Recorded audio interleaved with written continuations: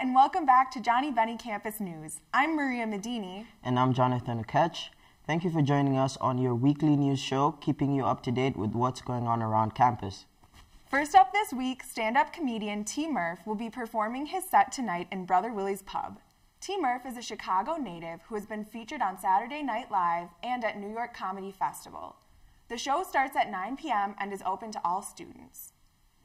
On Saturday, Fine Arts Programming welcomes Daka Braka to the Stephen B. Humphrey Auditorium at SJU. Daka Braka is a Ukrainian musical group specializing in folk rock, circus punk sound. They bring a mix of Balkan, African, jazz, and R&B rhythms to the stage. This will be the last event in the Fine Arts series this year. The show starts at 7:30 p.m. and costs $10 for a student ticket. Also this weekend, the theater department presents the spring musical All Shook Up. This entirely student cast show features songs by Elvis Presley. The show runs April 4th to the 6th and 11th to 13th at 7:30 and 2 p.m. on April 7th in the Gretzky Family Theater. It is an FAE for all students. For tickets, please call 320-363-5777. On Tuesday, April 9th, the Center for Global Education will be hosting their annual Global Lecture in Quad 264.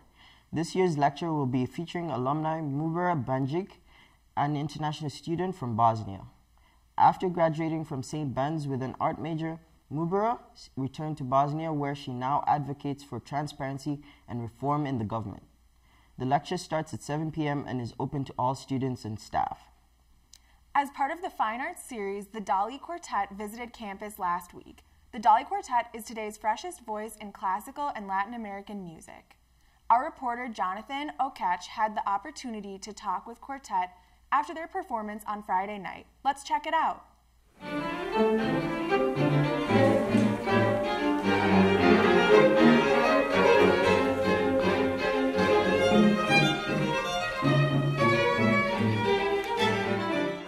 Dalí Quartet was formed in 2004.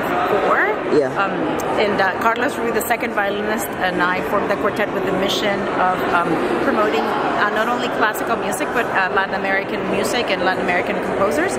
For me, favorite part of the performance is really enjoying the music and the making of the music in that moment, like Dominic says. For me, it's working with wonderful friends and colleagues and getting that spark in the moment of working together and making something beautiful happen in that moment. Wonderful residencies. We couldn't have asked for more. Everybody was so great treating us, and then all the residencies and the collaboration performances that we did were great. So we are really happy that we came, and we hope to come back.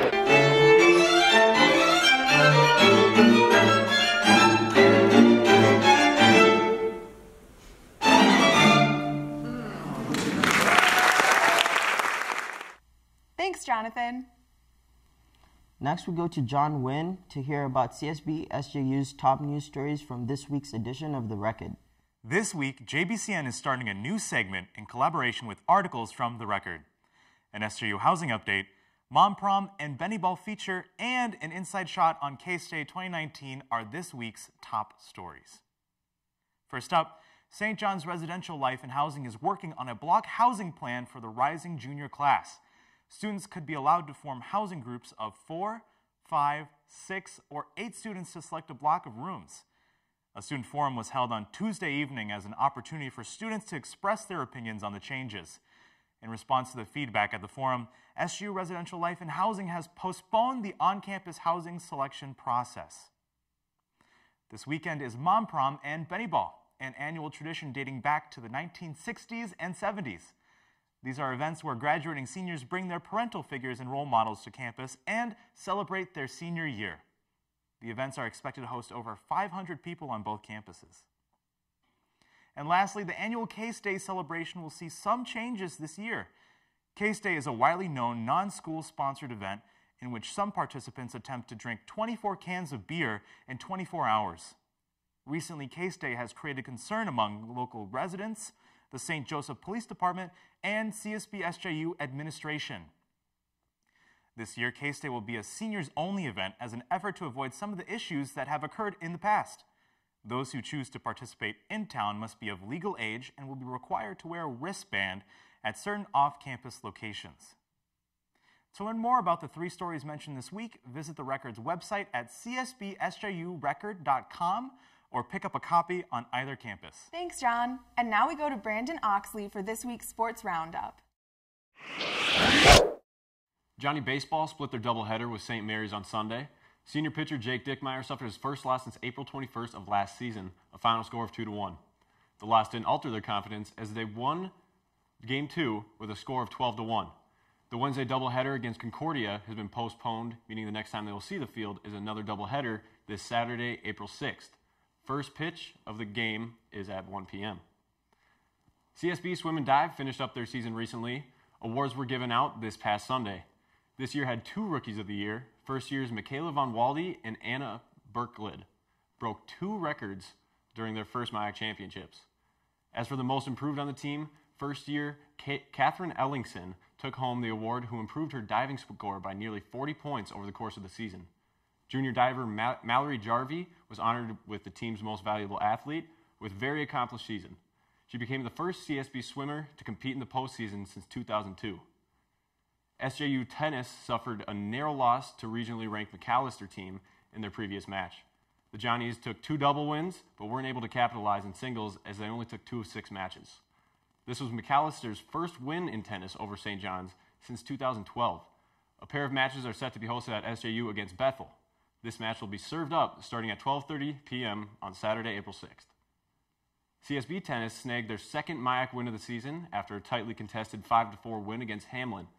Junior Aaron Colbo was able to pull out a come-from-behind win at number 5 singles to help the Bennies edge out a win.